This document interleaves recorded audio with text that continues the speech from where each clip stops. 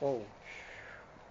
Okay, guys, we're back. We had to come and tell you a second part. Something bad, really bad, has happened. A man in the town has been killed, Mr. Lamb. They've looked everywhere for him and they can't find him. And the school teacher is missing. They think that it was Vita. It couldn't have been Vita. She's a little bitty thing. I don't think she could have done something like that. I just don't know what's going to happen, so we got to be careful. Big Henry is there at the house with little Henry, and they're looking down at Vita. Vita's laying in Broadus and Henry's bed because she's been severely beaten and attacked by that man, Mr. Lamb. Broadus heard him out there in the woods screaming as he was driving his wagon home, and he stopped to figure out what is that sound. It almost sounded like a cat. Ah! Because he is choking her and trying to keep her quiet. It doesn't sound like a human scream. It's something that he has only ever heard once when he passed by that house where those fancy women worked. It's a lot of bad things happened in that house. So he stops the wagon and he tips up through the bushes and kind of looks in. And there's Mr. Lamb, and he's on that girl, and he's beating her as hard as he can hit her.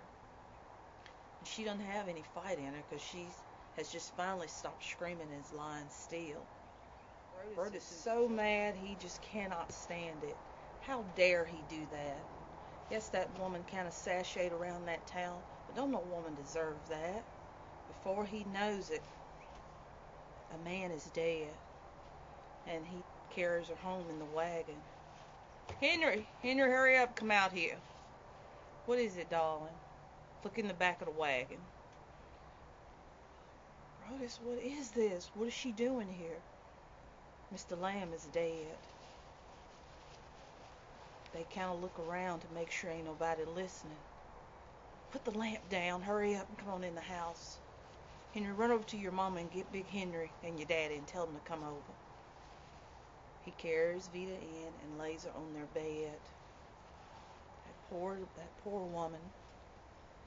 Big Henry comes in. Henry's already told her what's happened.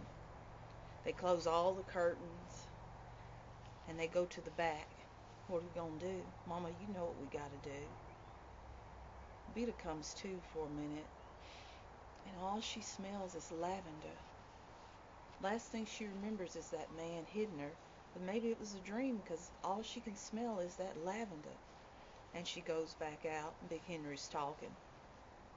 We're gonna have to get a well, guys. We're gonna have to get this child well, and we're gonna have to get her away from here, because all it's gonna take is one look at her to know what happened. Henry, go on around there and get Mama's bag.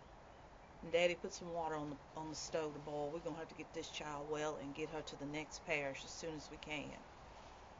Okay. So they work on Vita, and Broadus goes back out to the woods because he's got work to do too. Mr. Lamb, they never did find him. They looked. They had the hounds out. They looked in the woods. They looked in the bog. Because this is Delta country, most people, if they kill somebody, they put them down in the bog or in the swamp somewhere. But you ain't gonna never find Mr. Lamb. Never. You know why? Because the hogs ate him. There's a hog farm 3 miles down the road from Henry's house. Henrietta and Broadus drive past there when they're on their way to town, and that man has the meanest look every time he sees them. But if you chop a body up in equal pieces, and chop them up again, and chop them up again, and knock the teeth out, and shave the head, and throw the body in the pen, those hogs will eat about anything. That's why Henrietta and Broadus never ate pork. They'll eat anything. They're worse than a dog and a rat put together. They work on Miss Vita. They get her bound up, get her patched up a little bit, put a little poultice and a little cream, and put her in the wagon. They're going to take her on to the next parish, which is 20 miles down the road, to Nanny Dean. She knows what to do and what it's going to take. They've also got some of the silver out the box and one gold piece. When Henry was in New York, her time wasn't idle. Those women may have wanted voodoo and roots, but she gave them creams, poultices, healing lotions, and parts for their women parts too. things that'd heal them up and make them feel a little bit better. And she made a whole bunch of money. She stayed up there for 5 years, but she came back with quite a bit of money. Mrs. Lamb, the town noticed, started to smile. She was sad for a couple of months, but then she started holding her head up, fixed her hair up. She didn't lift no more. And a lot of the men in town started looking around a little wary because they thought whoever killed him and got away with this, they could do that to us. So everybody was just a little bit more cautious. Vita was a whole lot more cautious. She never forgot that smell of that lavender waking up to that bed, and Mama's gentle hand rubbing her head telling her it's going to be all right, and humming that sound.